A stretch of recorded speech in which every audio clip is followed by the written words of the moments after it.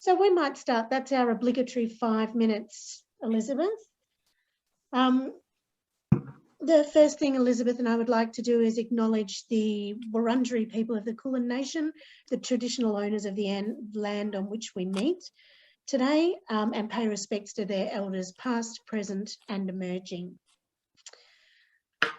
Folks, this morning where our session is focusing on diversity, and all our sessions have had a focus on dementia, I'd like to welcome Dale Park as our guest speaker this morning, because you're probably sick of hearing from Elizabeth and myself. Dale is a passionate consultant, trainer and facilitator. Having worked across health, aged and community care sectors, he supports organisations to take an intersectional and person-centred approach to the way they design and deliver services. In his role as Regional Advisor for Diversity and Wellness, he builds the capacity of organisations to create inclusive environments that value clients' capabilities and experiences, responds to their individual preferences and needs, and address inequality. With his colleague Lisa Dean, he hosts the Connecting the Pieces podcast, which explores approaches to diversity, inclusion and person-centred care. So thanks very much for coming along this morning, Dale. We really appreciate your presence. Thanks for having me. I'd also like to acknowledge that I'm meeting on the lands of Wurundjeri people and pay respects to elders past, present and emerging. So I've got a little bit of a presentation for today, and then Sarah was sort of saying there could be some question and answers. But I think first off, what we might do is launch the poll, Sarah. So if you go, it should just in the polls and hit launch. So I've just come up with a couple of questions and just go through and have a read and select the ones that you think are true, are relevant, and for some of them it's kind of got not sure. And I am aware that not everyone is a service provider. Sorry, I thought I wasn't quite aware that that would be the case. So there's a couple of questions that reflect if you were a service provider, so if you're working with clients, but if you can just sort of answer it in the way that you think it should be answered, that would be great. All of this is completely anonymous as well, so we can't see who chooses what, so that's absolutely fine. And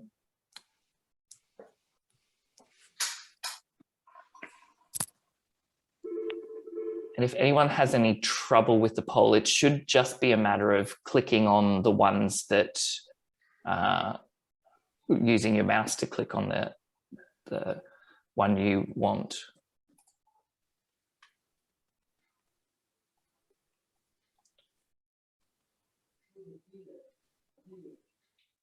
There we go. Some of the responses are coming in. Okay, great.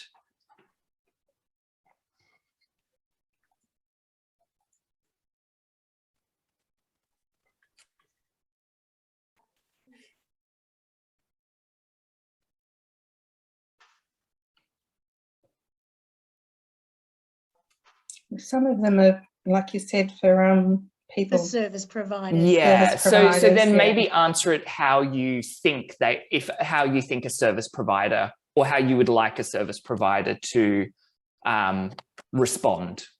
Okay, and the first one, if I may ask you, is it important to treat everyone the same? For me, it's a perspective thing, so I'm not sure how to answer it, because yeah. Yes, and that's why it's there.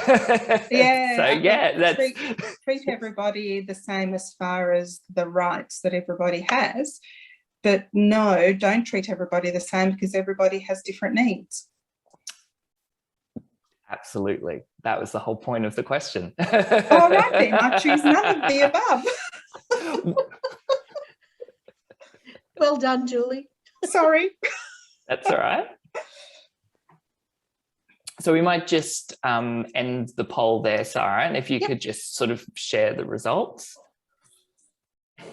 Share results. Great. Okay, so everyone should be able to see that now, and you should be able to move the poll around the screen if it's in a place that you don't sort of want. So the reason that I kind of had the first question there, And Julie, you're absolutely right in what you said. Often when we hear people say, I treat everyone the same, that, like, personally, I don't, you know, and just as you said, Julie, we don't want clients or consumers, or whatever language we use, to all be treated the same, because everyone is different and everyone has different preferences, needs and wants. But what we do want is that the same quality of care, the same quality of rights and attention and things like that is paid to people. And so often when we work in the aged care sector, we can hear sometimes people say, oh, I treat everyone the same. And we actually want to push back on that and say, well, hang on, we don't want to treat everyone the same, because everyone isn't the same. And then we have a conversation about unpacking what that could mean if we treated everyone the same. So Julie, 100% spot on for where you went with that conversation and where you went with that question. And that's what we want to do, is kind of get people thinking about things, because often we would say, oh yeah, of course, everyone should be treated the same. But as you very correctly pointed out, that's not what we want. So then question 2, understanding who someone is, what they like, who the important people are in their life. Everyone said that was very important, so that was great. And then, so there's a question around equality or equity, which approach?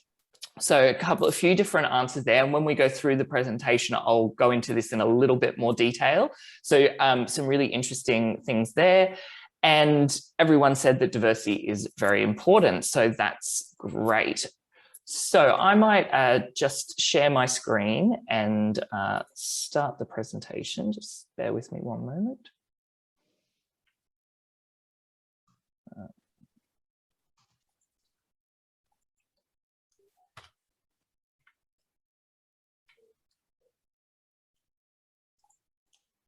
I just need to connect the sound as well. So as Sarah said, my name's Dale. I'm a regional advisor for diversity and wellness. Now, some of the language and terminology may be new. So if I say something and I then don't go on to explain it, by all means, take yourself off mute and say, oh, could you just explain what that means or what that terminology is and things like that? Because what we want is for you to walk away understanding what I've said. And sometimes there's some government policy jargon that we definitely try to break down and make it as straightforward as possible. But sometimes there's a few things that slip through to the keeper, and we need people to keep us on our toes for those things. So in terms of one thing that I wanted to talk about, and one thing that we often hear used from service providers, and it's very much a government kind of policy direction, is this idea of person-centered care. So person-centered care essentially is about placing the person at the center, building a partnership with them, and that partnership needs to focus on who they are, what they want, and what they need. And so person-centered care is a jargony word that is used within the sector. We wouldn't use it when describing how we're going to work directly with a client, but it's language that is used by the sector. And really what it's saying is the person is the most important thing, and the services that they get need to be built around them, not the person have to fit into a particular service. So for anyone, I guess, who is a carer or potentially going to be a service user into the future, it's also something really important for you to be aware of, that is the responsibility of services, is to design their response around you or the person's need, not the person have to fit with them. So one of the questions that we asked was about, in that little poll, was about equity and equality. So I've got a couple of different slides here to, I guess, break down and show us what the difference is and why we might value one approach over another. So when we think about equality, equality is ensuring that individuals or groups are not treated differently. So everyone is treated the same and given the same sort of opportunity. So thinking about when we were saying we wouldn't want to treat everyone the same, as we can see from this picture, everyone's been given a box so that they could view the game. But not everyone needs a box, and a box isn't going to be useful or beneficial for everyone. And so what equality can make assumptions on is that everyone starts at the same position and everyone has the same access and same contributing factors. So treating everyone the same isn't always fair. There are some times when we do have to treat everyone the same, but in certain circumstances, that's not always the case. Where we have equality, this is about fairness. It's about recognizing that disadvantage and inequality exists, and it's about trying to overcome those barriers that create that disadvantage and inequality. And so, as we see in this picture, one person doesn't need a box, one person may need two boxes, and then for the third person, a ramp is created. We can actually take this one step further and move to what we call social justice, where what we're trying to do is look at what is the barrier that is preventing everyone from equitable access. And in this case, it's the fence. And if that fence can be removed, then we actually don't need to put in these additional aids or supports because we're getting rid of that kind of structural problem or that structural barrier. So that is obviously what we always aim for, but sometimes we will still need to take an equity approach because the structural barrier is beyond our control, for instance. So we might always, we're always going to need to provide ramps and things like that. Okay. So I just wanted to give you a moment to think about what could be, and just you feel free to just say your answers or put them in the chat if you would prefer, but what would be some examples within the aged care sector where an equity approach is taken?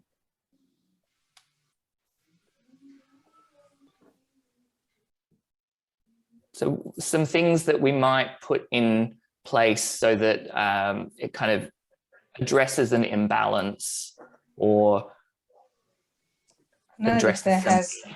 They might have different needs as far as how their beds are arranged or what sort of equipment they may need to get in and out of bed or in and out of chairs, and not everybody would need that.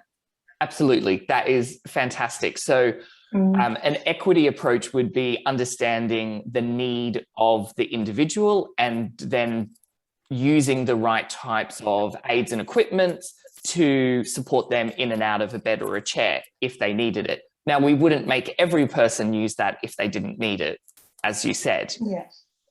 I absolutely love that example. Yep. Steph said exactly the same thing in the chat, physical aids to assist people. Perfect.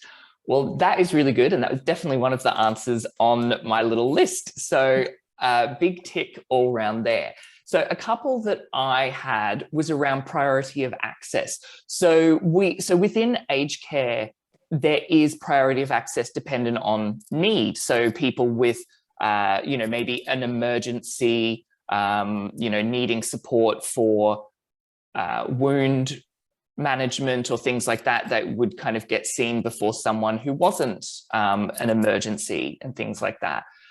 When we think about aged care, the pension, some people have the full pension, some people have a part pension, some people are fully funded retirees, and that is done on need and we're not going to go into unpacking the whole idea of need around the pension there, but people would say that that is being done at an equity approach.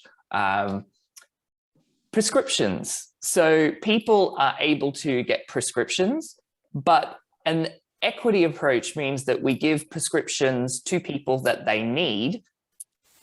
An equality approach would be, okay, well, everyone gets the same prescription, but not everyone needs that. And then finally, around aids and equipment, as we had that example. So hopefully that just gives another kind of example of where we would take an equity approach and why we don't treat everyone the same. And we actually look at who the person is and what they need and what's important to them.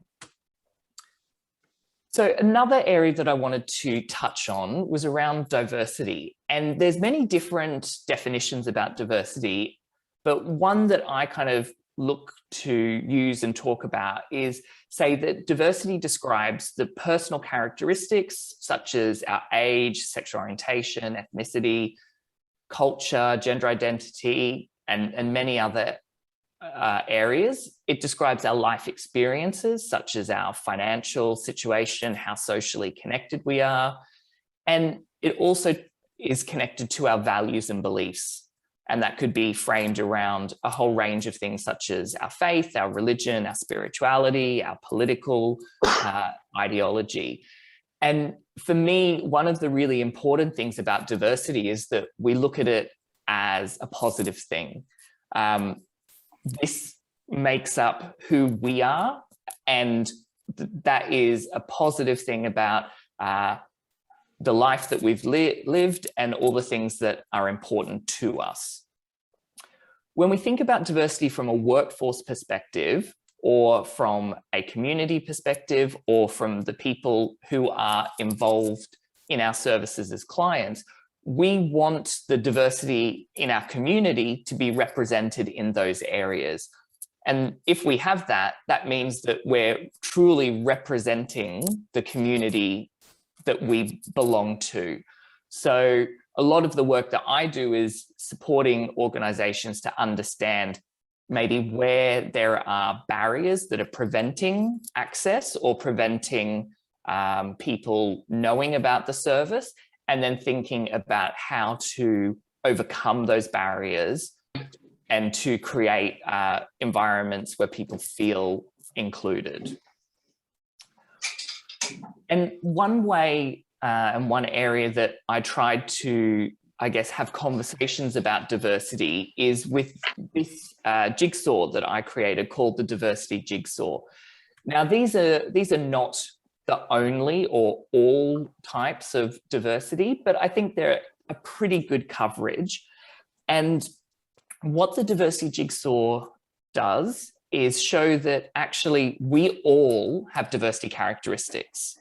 Now, some of these pieces will be more important to us than others. Some we may never have thought about or considered, whereas others will be really important to who we are and how we live our lives.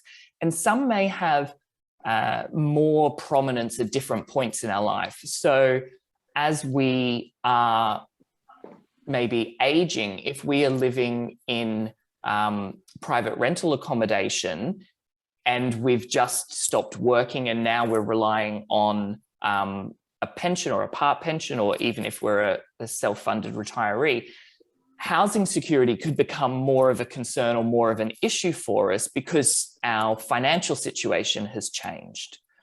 So when I work with aged care providers, what I really try to get them to do is think about their clients not as one of these pieces, but actually how all of these pieces connect to give a whole picture of who someone is. And one other area that I like to talk about that I think is really important to discuss is the idea of power and privilege. So this is used and being discussed a lot more now because we're becoming a lot more, hopefully, comfortable and a lot more aware that not everyone has the same trajectory in life, and not everyone faces the same obstacles. And as we see from this picture here, which I really like, yes, they're both trying to get to the same point, but the obstacles or challenges that a woman of color may face or experience is not the same as a middle-aged white man. And what I mean, if we could have this picture be that those obstacles were in some way invisible, or at least invisible to anyone outside of her experience, I think that would be even more accurate. Sometimes we're very unaware of the privilege or disadvantage that, I mean, we're usually a lot more aware of the disadvantage that we have, but sometimes we're not aware of the privileges that we have. And this is really important when we think about aged care, because the life experience that we've had up until this point will also influence the way in which we engage with aged care services, or if we don't engage at all, and how people within the service may respond to us. And so one other area that tries to, I guess, connect this all together is if we look at the diversity jigsaw and we say, okay, all of us have these individual diversity characteristics and they piece together to make a picture of who we are. We all have varying levels of privilege or disadvantage, depending on who we are and what we've been through. Then what we try to do, and what I try and encourage organizations and aged care workers to think about, is how does someone's gender identity, their religion and their ethnicity, how do those experiences connect together to create multiple intersecting identities that look at the systems and structures that maybe either give them power or deny them power. So an example could be, we could look at someone living with dementia and just look at that aspect of who they are. But actually, we know that there's so much more going on in their life, and there has been so much leading up to this point. And someone maybe from an Aboriginal community who is living with dementia and has a disability has quite a different lived experience than someone who is Chinese, is living with dementia and speaks only a little bit of English. And again, someone who is a white married person with a carer, highly educated, good health literacy. So we can see that there are, and that jigsaw can be pieced together in many ways. Someone can belong to the Aboriginal community and have very good health literacy, have a really good social network, and there can be someone from a white Anglo background who doesn't have a social network, has grown up in a poor, disadvantaged environment, and therefore doesn't have great health literacy. So all of these pieces can connect in varying different ways because everyone is different.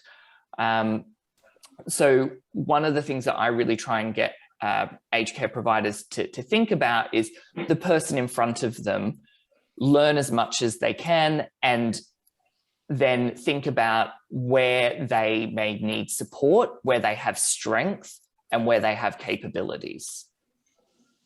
And so the term that this describes, and people may have heard it before, is intersectionality.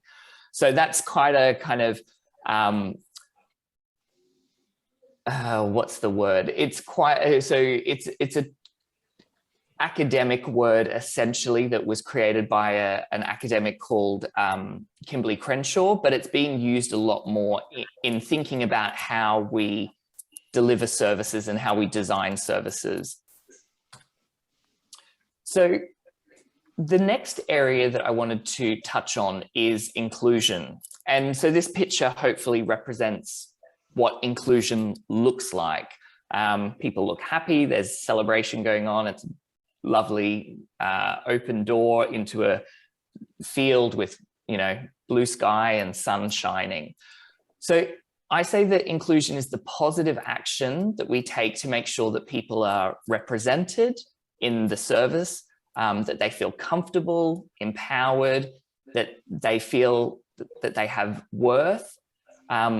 If we're creating an inclusive environment, we're addressing that power difference and that power inequality, and looking at where privilege lies and addressing that.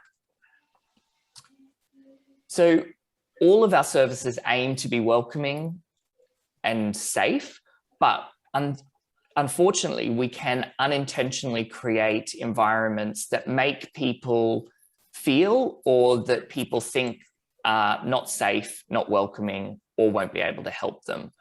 So what we need to do is understand where these barriers exist and remove the barriers, so we get to this open door kind of environment. And often we hear organizations say, I'm inclusive and we're inclusive. And at a personal level, I think that is often always the case. But what I always really encourage people to think about is, are your clients telling you you're inclusive? Is the community telling you you're inclusive? Because they're the ones who ultimately judge, not us as the aged care provider.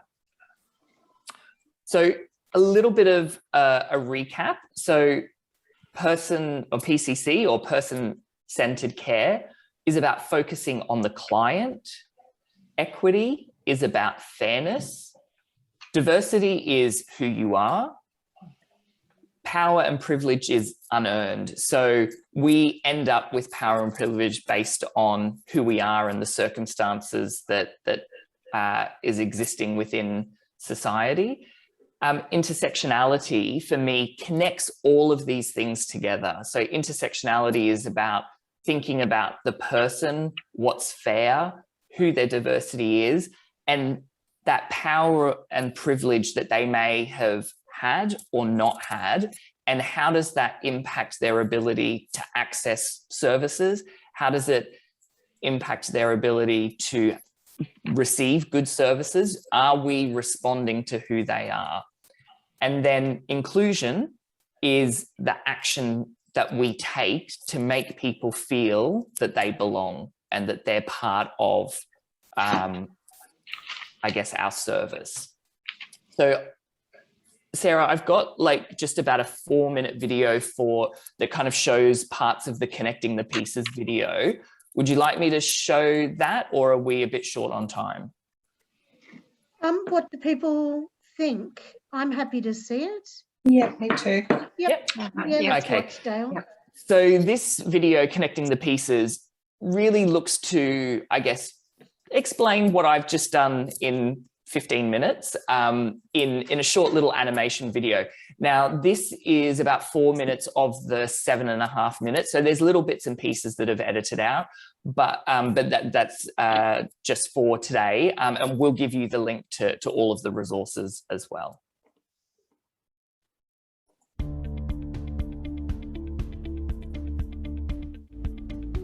All services aim to be welcoming and create environments that make people feel comfortable and safe. This is important for services delivered in the home or the community. As service providers, staff or volunteers, we can unintentionally create barriers for people, reinforcing their concerns that the service or staff may be unwelcoming, unsafe or unable to help. To overcome these barriers, we need to know our community. This means understanding the diversity of the people who live in the local area, which parts of the community aren't accessing services, and why. We need to develop ways to connect with local people and learn about what is important to them, and then respond appropriately. While it is important that the quality of support we offer through assessment, planning and service delivery is consistent for everyone, we must still be focused on providing a service that is individual and flexible to suit each person. Part of looking at the whole person is understanding their diversity. We are all unique, shaped by a variety of areas, personal characteristics, the things that are innate to who we are, including our age, sexual orientation, gender identity, culture, ethnicity, and many more. Experiences. Our personal story and situations, such as our financial or living arrangements, and how socially connected we are. values and beliefs. Our opinions and views potentially informed by religion or faith, political ideology, or our personal experiences. We are all made up of many diversity pieces that connect together to create a picture of who we are. The value or significance of each diversity piece will vary from person to person. For example, gender identity and gender expression may rate highly for John, a trans man, but be less important for someone else. These diversity pieces are not the only things important to John.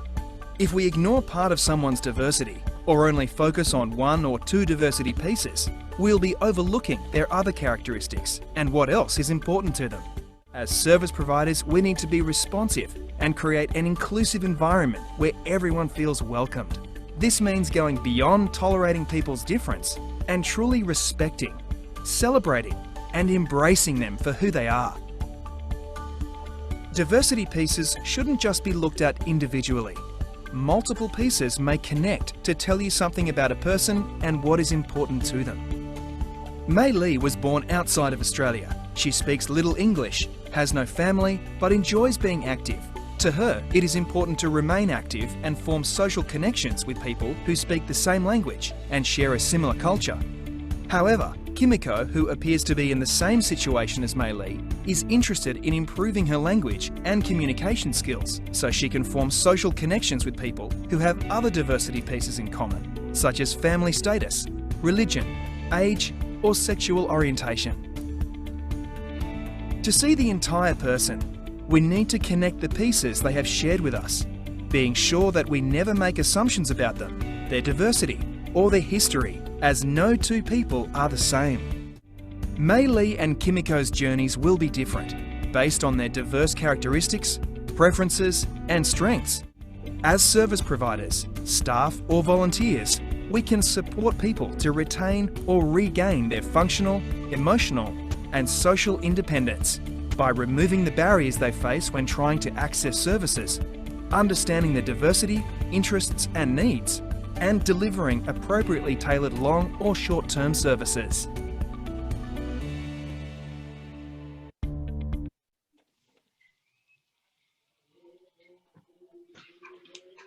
Put myself on mute.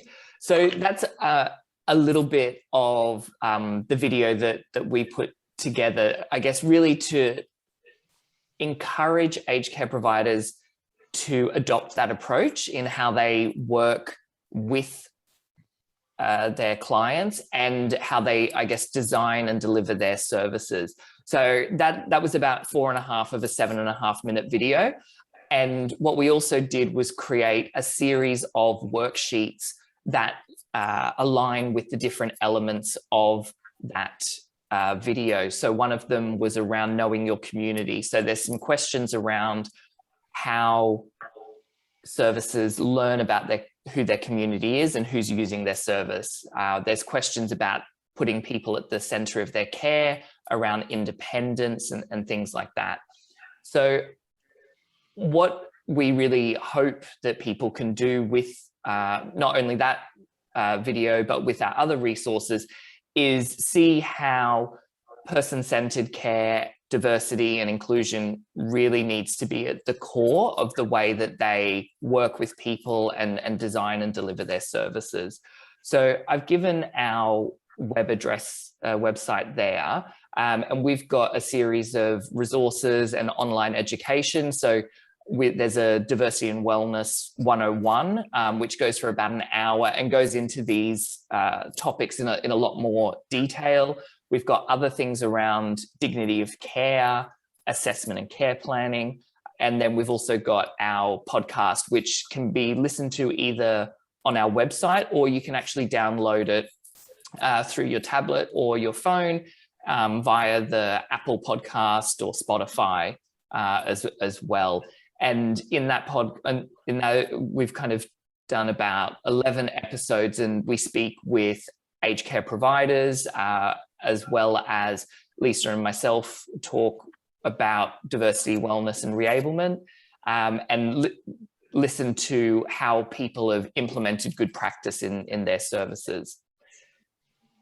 And I guess before I kind of throw it back to Sarah, one of the things that I always really try and get across with these sessions is the idea that just because someone may be living with dementia, or they may speak a language other than English, or they may have experienced homelessness, that doesn't define who they are. It's a part of who they are. And we need to make sure that we're not looking at medical issues or particular situations as defining who someone is. And there's great strength to be found in someone's diversity and what they've been through in their life, because it can help us understand what types of services they might want moving forward. So that was a little presentation from me, and my contact details there. And if anyone sort of doesn't get them, Sarah has my contact details as well. Thanks, Dale. That was really interesting. And I think relevant, even if people in the room weren't service providers, just a different way to think about people and their needs, just in our general community. And I mean, I think hopefully what it can do is give, whether you're a carer or someone who's going to use aged care services in the future yourself, give people that recognition and that understanding that this is the expectation that you can go to a service with. And if they're not living up to that, then hold them to account. Because this is a directive that has been set by government around how aged care services should be. They have to be inclusive, they have to be welcoming, they have to respond to who the individual is and what's important to them. So I think it's great that there's people who aren't service providers here, because what we want is people who are either carers or clients themselves to feel empowered to know that this is what they can expect or should expect. Yep, yep. Thank you so much. Did anyone have any questions for Dale? No, we'll have to check out the podcast, but thank you so much for your time. No problem. Thanks. Thank you. All right. Well, thank you very much, everyone, for being here this morning. Thanks, Dale, again for the presentation. I do love your cartoons. Well, and we did a very lovely animation with Caladinia and Sarah at the start of the pandemic that kind of described how they responded to COVID and things like that. So that's on our YouTube page, which you can find from our website. So yeah, we love to make a little animation videos. They're great. All right. Well, thank you very much. Thanks it's a lot. been a terrific session. We'll see you back Thank you. for the last one tomorrow. Thanks. See you later. Thank you.